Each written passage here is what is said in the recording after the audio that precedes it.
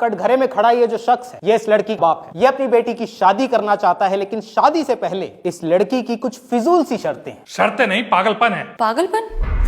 लाखों करोड़ों रुपया लोग शादियों में खर्च करते हैं, क्या वो पागलपन नहीं है? पिता अपनी घर की लक्ष्मी दे और दहेज भी, क्या ये पागलपन नहीं है? एक तरफ हम अन्न को पूजते हैं और दूसरी तरफ उसी अन्न को कचरे के डब्बे में डालकर उसका अनादर करते हैं, उसकी बर्बादी करते हैं, क्या ये पागलपन नहीं है? शादी शादी ना होकर एक स्टेटस सिंबल बन गया है। जिसके पास जितना पैसा उतनी पैसे की बर्बादी। लाखों रुपया शादियों में खर्च कर देंगे, लेकिन वहीं अगर आपकी शादी में एक गरीब आदमी आकर खाना खाता हुआ पकड़ा जाए तो उसे मार पीट कर इतना जलील किया जाता है कि मानो आपकी 4 चांद लगी शादी में उसने एक धप्पा लगा दिया हो। ऐसी शादी को मैं शादी नहीं मानती हूँ जज साहब। इसलिए शादी के लिए मेरी अपनी कुछ शर्तें हैं। क्या शर्तें हैं तुम्हारी? शादी में दहेज न दिया जाए। लेकिन दहेज तो लड़के वालों ने मांगा ही नहीं है जज साहब। AC, cooler, TV, washing machine, 5 lakh रुपए और एक गाड़ी, ये सब क्या है पापा? ये सब बेटी हम तुझे दे रहे हैं, लड़के वालों को नहीं। ये आप इसीलिए कह रहे हैं ताकि समाज आपको ये ताने ना दे कि आपने खाली हाथ अपनी बेटी ससुराल भेज दी। और क्या शर्तें हैं तुम्हारी?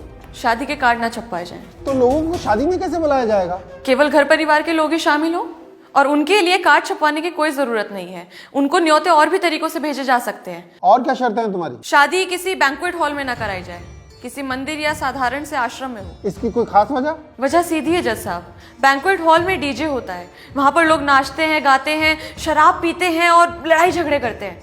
मंदिर में ये सब नहीं होता।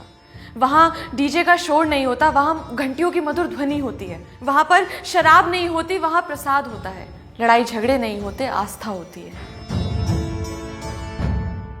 और अगर आप मेरी इन बातों से सहमत है तो मैं अपनी आगे की शर्तें आपको बताना चाहूंगी। बताओ। खाना बिल्कुल साधारण हो और गरीबों को भी खिलाया जाए। किसी के साथ भी पैसे या किसी भी वस्तु का कोई लेन देन ना हो। इन शर्तों के साथ कौन शादी करेगा इससे? अगर मेरी शर्तों में आपको कोई गलती, बुराई या त्रुटि नजर आ रही है तो आप मेरा विरोध कर सकते हैं, मुझे कोई आपत्ति नहीं है जज साहब। लेकिन क्या तुम्हें लगता है कि तुम्हारे ऐसा करने से लड़के वाले शादी के लिए हाँ बोल देंगे? पता नहीं जज साहब, पर मैं इतना जरूर कहना चाहूंगी, अगर वो ना करते हैं तो मुझे इस बात का जरा भी दुख नहीं है। इन शर्तों पे कोई शादी नहीं करेगा तुझसे, फिर क्या करेगी? जिन लड़कियों की शादी नहीं होती, क्या वो कुछ नहीं कर सकती हैं पापा?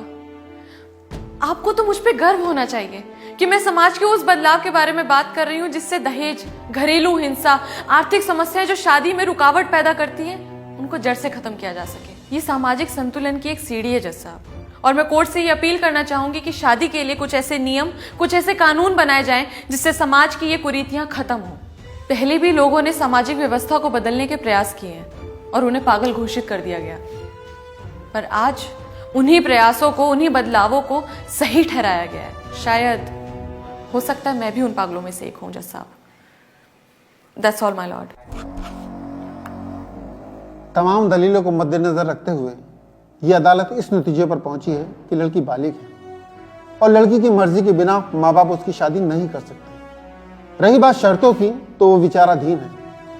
न्यायकर्ता उस पर बैठक करेंगे और निर्णय लेंगे। अदालत बर्खास्त की जाती है।